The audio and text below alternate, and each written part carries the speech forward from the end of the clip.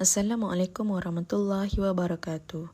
Kami daripada kumpulan 2 akan membentangkan topik reka bentuk dan model kurikulum.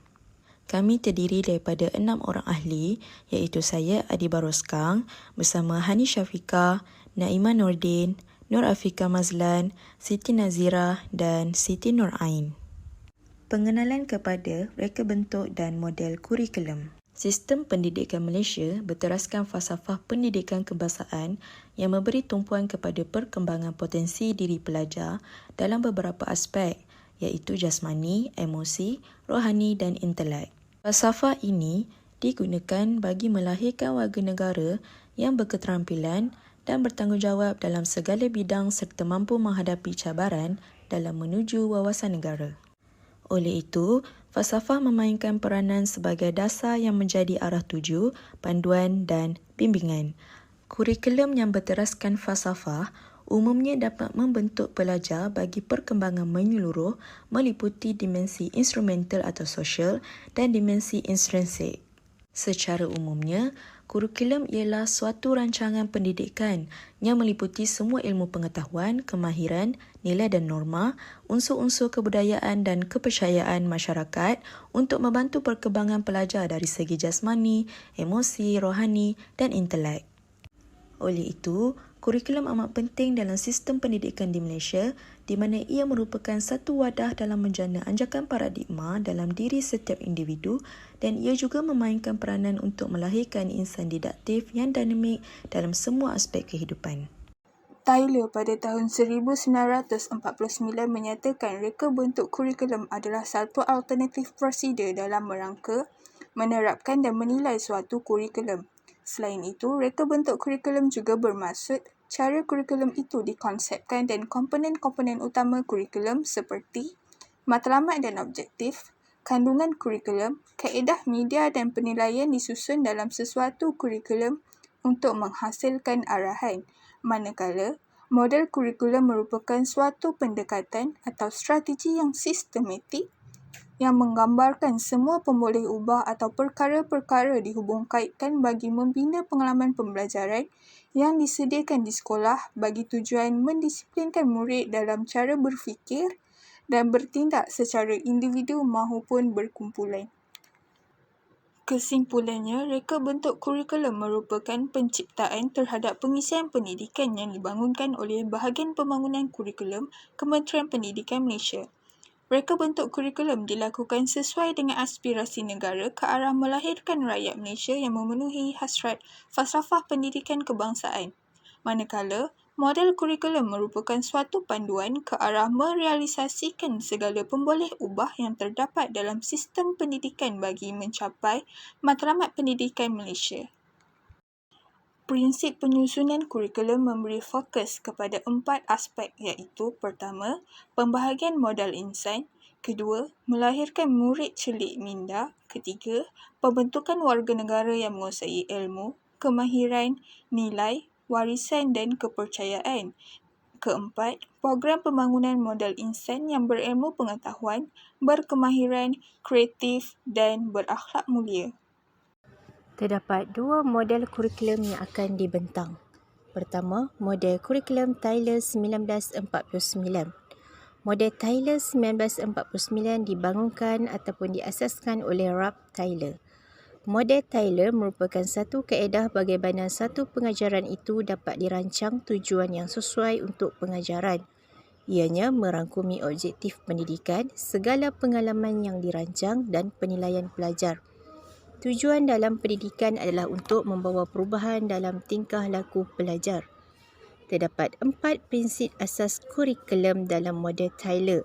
Pertama, objektif. Ianya berkaitan apakah tujuan kurikulum yang hendak dicapai. Contoh, objektif ditapis melalui 2 sumber, iaitu falsafah sekolah dan psikologi pembelajaran. Prinsip yang kedua, kandungan. Apakah pengalaman pendidikan yang dapat dikemukakan yang memungkinkan tujuan kurikulum dapat dicapai.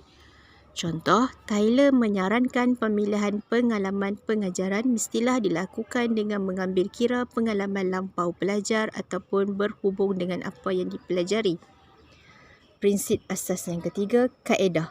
Bagaimana pengalaman pendidikan dapat disusun dengan berkesan. Contoh, organisasi pengalaman pembelajaran hendaklah dilakukan secara tertib sehingga dapat menghasilkan kesan terkumpul secara maksimum.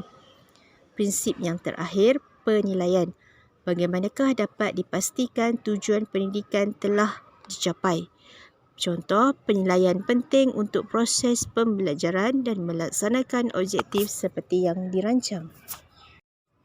Model kurikulum Tyler 1949 juga mempunyai kekuatan dan kelemahan. Terdapat 4 kekuatan model kurikulum Tyler 1949. Pertama, sistematik kerana mempunyai komponen dan langkah. Kedua, banyak melibatkan diri pelajar, seterusnya melahirkan pelajar yang berautonomi dan berdikari. Ketiga, tata cara untuk memastikan kejayaan pelaksanaan sesuatu program. Keempat, bukan tertumpu kepada pencapaian pelajar semata-mata, namun mengutamakan aspek-aspek lain seperti pengetahuan tentang maksud, falsafah program dan perancangan melalui objektif. Terdapat 2 kelemahan model kurikulum Tyler 1949. Yang pertama, terlalu tertakluk kepada objektif dan kedua, terlalu linear. Kedua, model kurikulum Taba 1962. Ia dibangunkan oleh Hilda Taba. Model kurikulum Taba ini menekankan kurikulum seharusnya direka oleh guru-guru dan bukan ditentukan oleh pihak berkuasa atasan. Beliau juga telah mengambil pendekatan indikatif dalam pembentukan kurikulum bermula dengan kurikulum yang spesifik dan bergerak kepada reka bentuk am. Taba juga menekankan objektif sebagai platform untuk aktiviti di sekolah semasa merancang kurikulum. Ianya merangkumi isi penyampaian, aspek yang ditekankan, jenis isi kandungan yang dipilih dan jenis pengalaman pembelajaran yang perlu dititik beratkan. Model ini juga dikenali sebagai model pembangunan konsep dan utamakan penyusunan bahan-bahan PDP. Terdapat empat strategi pengajaran, iaitu pembentukan konsep, menginterpretasi data, pengaplikasian prinsip dan interpretasi perasaan, sikap dan nilai. Model kurikulum Taba 1962 juga mempunyai kekuatan dan kelemahan. Terdapat 3 kekuatan model kurikulum Taba. Pertama, suasana pembelajaran lebih fleksibel dan tidak terikat dengan pihak atasan. Kedua, penggunaan pendekatan indikatif membolehkan guru menjadi pemaju dalam mencapai matlamat kurikulum. Ketiga, pelajar dapat menjana maklumat dalam pelbagai situasi berdasarkan pengalaman pembelajaran yang dilalui. Kelemahan model kurikulum Taba terdapat 4. Pertama, proses pelaksanaannya memakan masa yang panjang. Kedua, proses pengumpul dan memilih maklumat perlulah berterusan sebelum dapat membina konsep. Ketiga, sukar menentukan tujuan kerana perlu menilai latar belakang pelajar yang berbeza-beza. Keempat, membebankan guru kerana guru perlu bekerja keras dalam melaksanakan model ini. Perbezaan model kurikulum Tyler dan model Taba. Model kurikulum Tyler 1949 menekankan bahawa kurikulum segala pembelajaran yang diarah, dirancang, dikelola dan dilaksanakan oleh pihak sekolah untuk mencapai matlamat pendidikan yang ditentukan. Mempunyai 4 prinsip asas kurikulum. Manakala model kurikulum Taba 1962 menekankan kurikulum seharusnya direka oleh guru-guru dan bukan ditentukan oleh pihak berkuasa atasan. Ianya mempunyai 4 strategi pengajaran. Pola reka bentuk kurikulum. Dalam pola reka bentuk kurikulum, kurikulum dijadikan sebagai satu objektif kerana kurikulum merupakan panduan yang digunakan untuk melaksanakan pengajaran dan pembelajaran. Contohnya, objektif pendidikan dalam kurikulum kebangsaan. Dalam pendidikan, kurikulum penting dalam merancang pengajaran seharian. Oleh itu, kurikulum dijadikan sebagai perancangan. Perancangan haruslah berpandukan kepada topik, subtopik yang disenaraikan dalam rancangan maklumat kursus. Contohnya, merancang dan menyediakan rancangan pengajaran harian sebelum kelas dimulakan. Kurikulum sebagai proses dalam pendidikan, kerana kurikulum merupakan panduan yang digunakan untuk melaksanakan pengajaran dan pembelajaran. Ia bukan bersifat fizikal, tetapi merupakan interaksi di antara guru, murid, bahan dan juga ilmu pengetahuan. Ini adalah untuk menilai keberkesanan kurikulum. Contohnya, pengajaran di dalam bilik darjah ataupun mengadakan refleksi di akhir pengajaran dan pembelajaran. Akhir sekali, kurikulum sebagai hasil. Ini merupakan hasil yang telah dicapai oleh pelajar. Hasil kurikulum perlu dinilai bagi menentukan pencapaian objektif.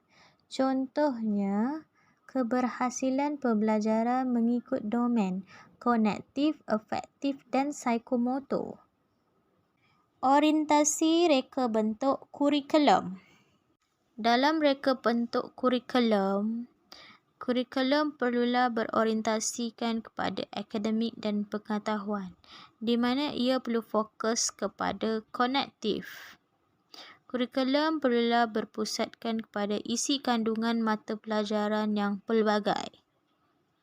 Ia perlulah menekankan pengetahuan, kemahiran, nilai warisan, budaya dan kepercayaan. Ini melibatkan proses mengingat, memahami, mengaplikasi dan menganalisis, merumus dan mencipta. Selain itu, kurikulum perlulah berorientasikan kepada pelajar di mana fokusnya terhadap potensi individu. Pengajaran perlulah lebih tertumpu kepada minat dan keperluan murid. Oleh itu, perlulah diadakan aktiviti yang membina pengalaman dan juga kemahiran. Guru juga boleh menggunakan multimedia bagi menarik perhatian murid terhadap pengajaran dan pembelajaran. Segala aktiviti-aktiviti yang diadakan perlulah bersifat terbuka kepada murid supaya mereka dapat mereka bentuk kurikulum yang hendak mereka pelajari. Di samping itu, kurikulum perlulah berorientasikan kepada masyarakat dan masalah. Fokusnya kepada kesejahteraan masyarakat. Murid diajar untuk mengenal, memahami dan menangani masalah. Oleh itu, guru boleh menggunakan kaedah problem-based learning ataupun penyelesaian masalah dalam pembelajaran. Misalnya, nilai dan norma masyarakat. Akhir sekali, dalam reka bentuk kurikulum perlulah dilibatkan pendekatan elektik dalam membentuk individu yang aktif. Ia merupakan pusat antara akademik, masalah dan juga murid. Dalam pusatan akademik, ia ingin membentuk individu yang berilmu dan berketerampilan. Dalam pusatan masalah, ia ingin membentuk individu yang dapat menangani masalah dalam kehidupan bagi mencapai kesejahteraan masyarakat. Dalam pusatan murid, ia ingin mengembangkan potensi individu sebagai satu usaha yang berterusan. Oleh itu, kurikulum elektif merupakan gabungan antara kurikulum berorientasikan akademik, murid dan masyarakat, serta masalah. Terdapat 5 prinsip reka bentuk kurikulum yang disusun secara menegak vertikal dan secara mendatar iaitu horizontal. 2 prinsip yang disusun secara menegak adalah prinsip urutan dan prinsip kesinambungan.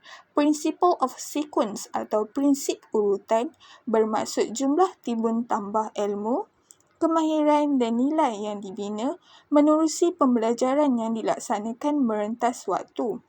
Prinsip ini menyarankan pembelajaran hendaklah berterusan dan berturutan berdasarkan pengalaman lalu, supaya setiap murid berpeluang mempelajari sesuatu dengan lebih dekat, meluas dan mendalam. Sebagai contoh, kandungan mata pelajaran disusun secara tertib, iaitu bermula dengan yang mudah dan berakhir dengan yang sukar.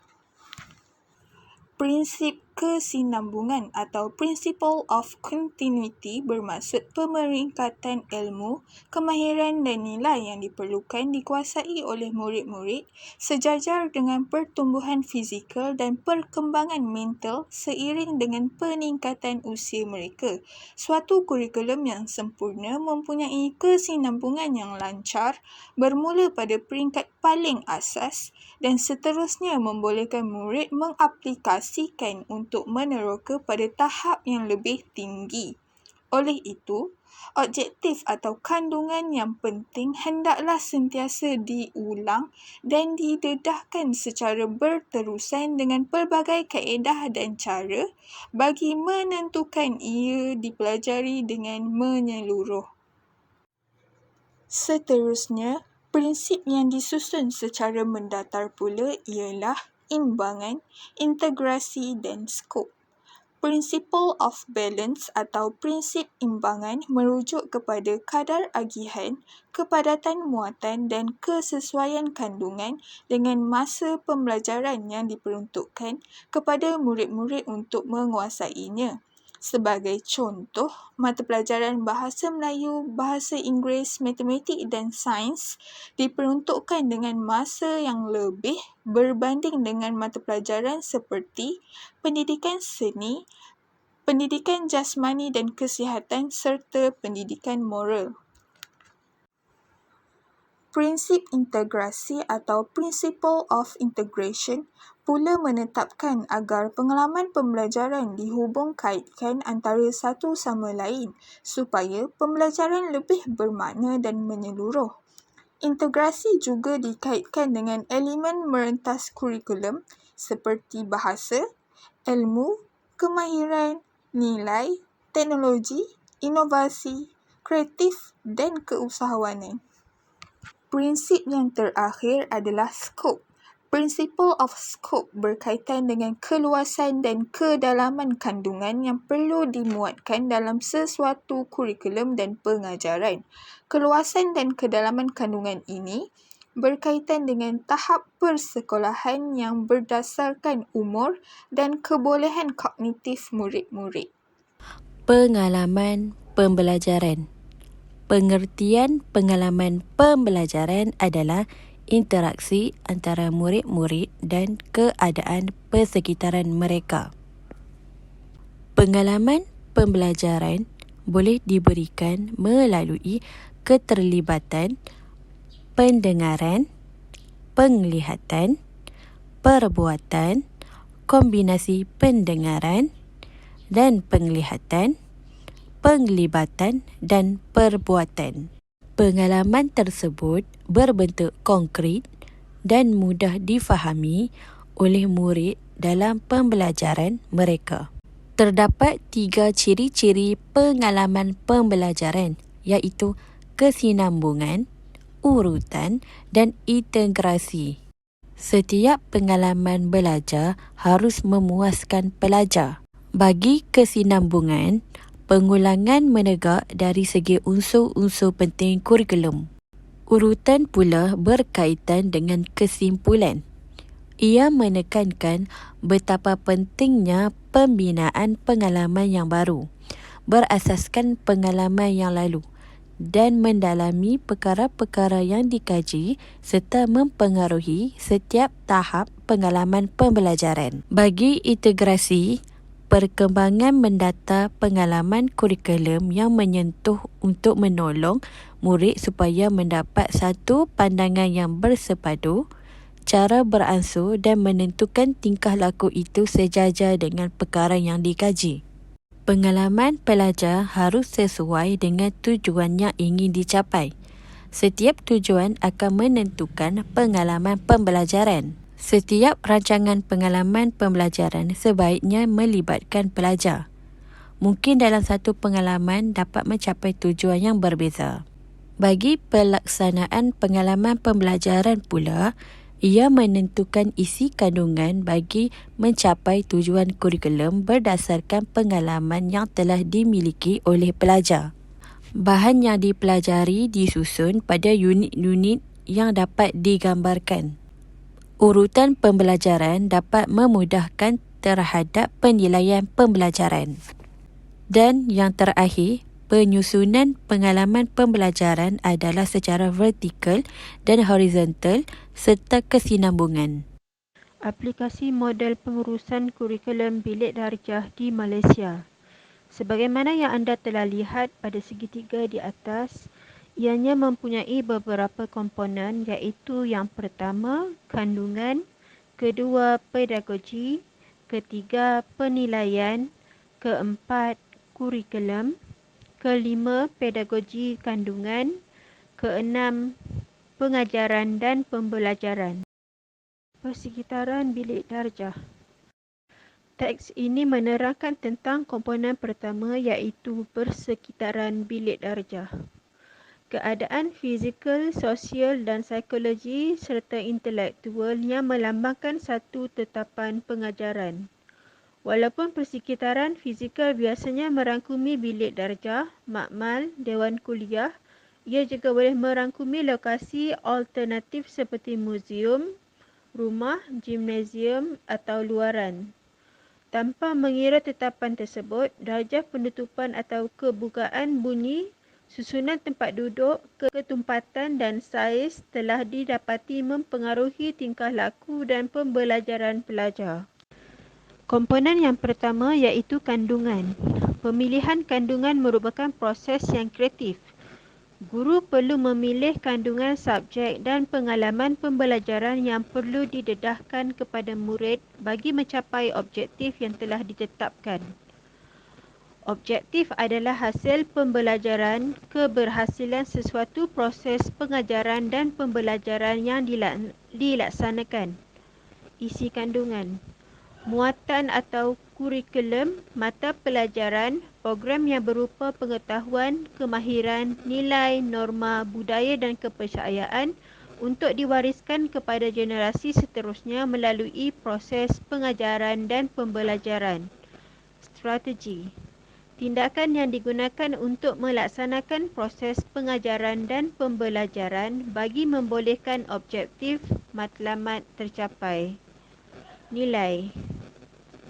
Proses penilaian terhadap keberhasilan pengajaran dan kemenjadian murid-murid menerusi pelaksanaan kurikulum. Pedagogi. Ilmu mengajar secara sistematik dan saintifik melibatkan keupayaan guru secara berkesan mengolah proses pengajaran, perancangan, pelaksanaan dan penilaian, iklim bilik darjah dan kawalan disiplin. Menggunakan teknik dan teknologi yang bersesuaian untuk menyampaikan isi kandungan. Menggabungkan pelbagai elemen secara merentas kurikulum seperti keusahawanan, teknologi, kreativiti, inovasi, ilmu, nilai, PAK 21, kebat dan lain-lain lagi. Penilaian. Proses menentukan kualiti atau prestasi sesuatu hasil, keberkesanan sesuatu program, produk, kurikulum dan objektif pembelajaran. Penilaian juga adalah proses mengenal pasti, memperoleh dan menyediakan maklumat berguna untuk membuat pertimbangan dalam menentukan keputusan. Kurikulum. Kurikulum adalah pengisian terhadap pelaksanaan pendidikan. Ia terdiri dari himpunan mata pelajaran yang mengandungi ilmu pengetahuan, kemahiran, nilai, norma, budaya, warisan dan kepercayaan yang dirancang untuk diwariskan kepada generasi seterusnya. Kurikulum juga bersifat dinamik yang sentiasa mengalami perubahan dan inovasi untuk disesuaikan dengan perkembangan semasa. Pedagogi kandungan. Setiap mata pelajaran serta kandungan mempunyai kaedah yang tertentu dari segi penyampaiannya. Pemilihan kaedah sangat penting kerana pemilihan kaedah yang bersesuaian dengan isi kandungan yang disampaikan akan membawa kesan terbaik kepada pembelajaran pelajar. Pengajaran dan pembelajaran. Proses interaksi untuk membina pengalaman belajar dari guru kepada murid-murid dalam satu ruangan pembelajaran. melibatkan proses penterjemahan matlamat pendidikan menerusi amalan kurikulum kebangsaan. Kesimpulannya, kurikulum adalah asas penting dalam sistem pendidikan sesebuah negara. Sebagai negara yang sedang pesat membangun, Malaysia memerlukan suatu kurikulum yang kemas dan sesuai untuk mewujudkan sistem pendidikan yang dinamik serta selaras dengan cita-cita dan kehendak negara. Oleh itu, sistem pendidikan Malaysia perlu diubah bagi memastikan pembangunan insan yang seimbang dapat dilaksanakan. Transformasi kurikulum pendidikan Malaysia seperti kurikulum standard sekolah rendah KSSR dan kurikulum standard sekolah menengah KSSM dilaksanakan bagi persediaan pelajar berfikiran kritis, kreatif dan inovatif. Manakala model pembentukan kurikulum bermula dengan produk yang bersifat objektif dan ditentukan oleh guru, kini kurikulum mengasimilasikan perubahan kepada model proses yang lebih subjektif dan konstruktif yang menekankan pembinaan pengalaman pembelajaran berbanding hasil pembelajaran. Hal ini demikian, sistem pendidikan tidak memfokuskan peperiksaan semata-mata tetapi kepada perkembangan pelajar yang bersifat holistik. Sekian itu sahaja daripada kumpulan kami. Terima kasih.